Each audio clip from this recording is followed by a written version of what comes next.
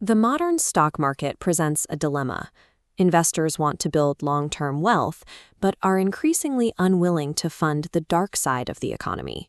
For years, the financial industry's primary answer to this tension has been ESG, scoring companies on their environmental, social, and governance practices.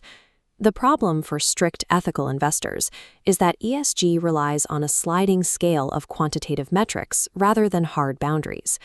Because the scores are cumulative, a company responsible for severe environmental or social damage can still secure a spot in an ethical ESG fund, provided its boardroom governance is rated highly enough to drag the average up.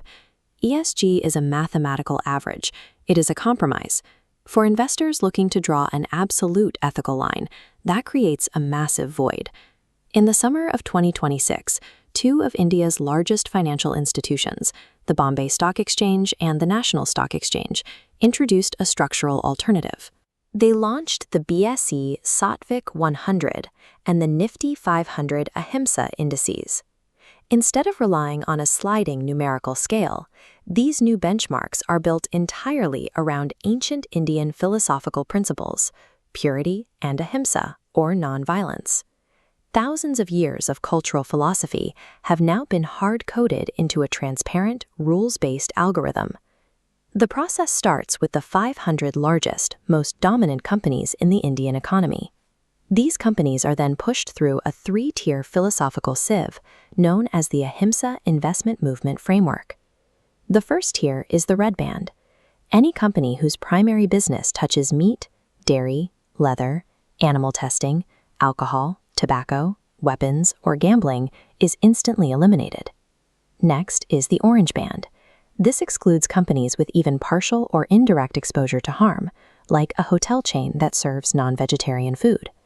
There are no offsetting governance points to save them. A single violation results in binary, total exclusion, regardless of the company's financial size or liquidity. Applying a strict moral compass physically deletes massive, heavily capitalized segments of the modern economy from the eligible universe.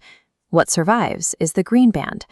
Exactly 326 stocks qualify for the broad Nifty500 Ahimsa Index, while the BSE pulls the top 100 survivors for its Saatvik 100. Once the philosophical filter is applied, the final selection and weighting are driven entirely by standard financial metrics, primarily free float market capitalization. The resulting portfolio is highly concentrated. Financial services alone account for nearly 38% of the index, alongside massive blocks of IT and energy. Meanwhile, traditional defensive sectors like FMCG and healthcare shrink to almost nothing. Because routine industry practices like animal testing or the use of non-compliant ingredients trigger the red band, these sectors account for less than 3% of the index. By prioritizing nonviolence, the index moves an investor's capital away from defensive buffers and deep into a concentrated bet on banking and infrastructure. This raises the ultimate question. Does prioritizing ancient principles of nonviolence force you to sacrifice modern financial returns? This chart shows the back-tested total returns of the BSE Saatvik 100 index over a 10-year timeline, tracking its behavior across multiple market cycles. Over that 10-year horizon, the index delivered a 13.70% annualized return. Historically, deploying a strict ethical screen has not structurally compromised an investor's ability to match broad market wealth creation over long periods. Until now, values-based investing in India was restricted to informal, manual screening or a handful of expensive, actively managed mutual funds. By formally recognizing these rules, major financial institutions are laying the groundwork for an entirely new category of cheap, passive ETFs and index funds. Investors no longer have to settle for the numerical compromises of Western ESG frameworks.